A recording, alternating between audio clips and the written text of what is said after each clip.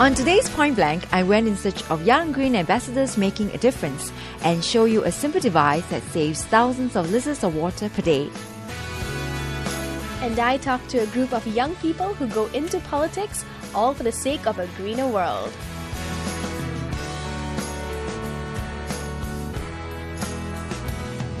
This one, you're passing bills in Parliament. Parliament is all where the important people are. You're not just clustered inside one single room, giving presentations over and over again. This is a bill that really is going to be taken into action.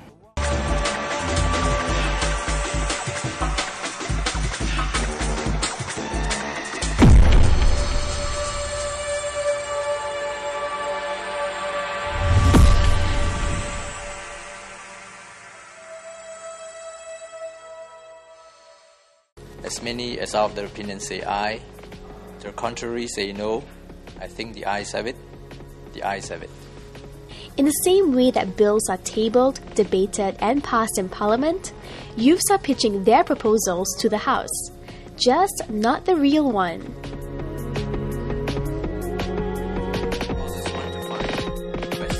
From polytechnics to ITEs to junior colleges and universities, hundreds of youth from the various institutions are joining in on the cause to make Singapore a more sustainable city to live, work and play in. And to do this, they have set up a mock parliament to discuss and debate matters regarding to sustainability.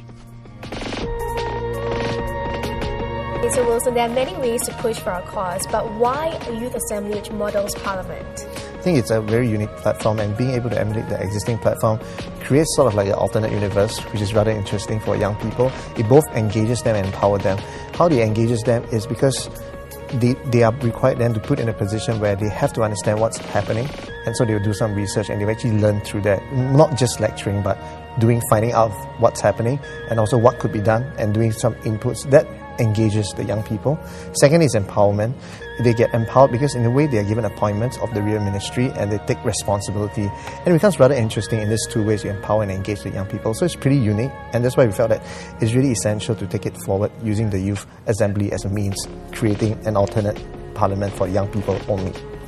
Called the National Youth Assembly, the organisation is modelled against our parliamentary structure. And similarly, there will be 15 ministries catered to the needs of the NYA. For example, instead of the Ministry of Education, MOE, the Assembly will have a Ministry of Learning. And instead of a Health Ministry, the Assembly will have a Ministry of Well-being. Instead of a Prime Minister, the youths will elect their own Chief Minister to head the proposition team. I think this project definitely has much more impact than any other youth-led project because it's a very unique platform. None of this has been done before, at least in Singapore. And the kind of scale that we're looking at here is really getting the young people then start getting popularity vote, for example, to get people to support them. And this really reach out to the unconverted people who might not be interested, but because, hey, maybe my friend's in there, so once I vote for him, subsequently I'll come back and just check it out, oh, what has been done so far? And we highly use the web tool as a means to engage the young people, which is what most Singaporean youth are very involved in, tech. So that allows us in a very unique platform, hopefully to reach out to as much as 25,000 people of the public, young people. And physically, at least we can involve about 200 to 300 young people in the parliamentary sessions. The end result of the NYA will be a 2-day event of Parliament to be taken place at the Old Parliament, now known as the Arts House, where the youths will come up with a feasible proposal on environmental policies. Once a proposal has been given the green light, it is then taken to the real ministries of the Singapore government. Getting the voices heard, you're emulating the parliamentary system so much so that you're actually passing your own bills, right? Yeah. But what is the direct link between the National Youth Assembly and the actual ministries? They will pass on their own bills. So no doubt when they have their own bills, then the respective ministries will then understand the bill and then translate it to what it is in terms of regulation that their ministry can take into action. And these are the ones that the ministry representative will then meet up. The ideal state is to meet up with the real ministry to provide the level of inputs and do a discussion saying that, okay, as a youth assembly, these are our bills. What does it translate to the Ministry of maybe Home Affairs? And in this case for us, we don't really use the exact same name. We try to be more funky a bit, where Ministry of Finance maybe call it Ministry of Money, Ministry of Information, Communication, Arts will be Ministry of Culture, along those lines. So, but we get the ministry that it's supposed to emulate, to actually speak to them, to do a discussion, saying that, okay, this is what we want it to be, and we hope this could be forward. So there'll be an ongoing discussion, and of which subsequently the next session, then the ministry in the Youth Assembly will then come and provide feedback. Okay, what could be done, what could have been done, what has been done, and how can we take things forward to the next level. So it becomes a more continuous process rather than previously where we just have inputs and we give them, okay, this is what we want. Right. So it's very one way, and this time we're going to create it as a two-way platform. And participants are cheering the launch of the NYA to help step up the green effort. Ironically, I've only found my calling in terms of youth empowerment after I've finished junior college. I've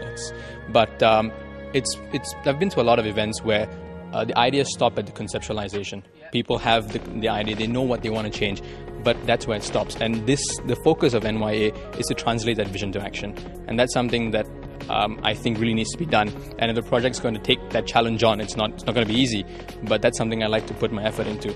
Basically, like when this year started, I wanted to take on a project that I believed in and that I think that could make something happen. So when I was talking to Wilson and he told me about his ideas for National Youth Assembly, and I realized that this could actually be a really great project that could actually make a difference and not just all talk, no action. So with great belief, and I decided, this will be the project I invest my time in for this year. What do you think will be the impact of having this assembly? Well, I think a lot of youths have a lot of interesting ideas, and like Kartik said just now, they usually don't put their ideas into action.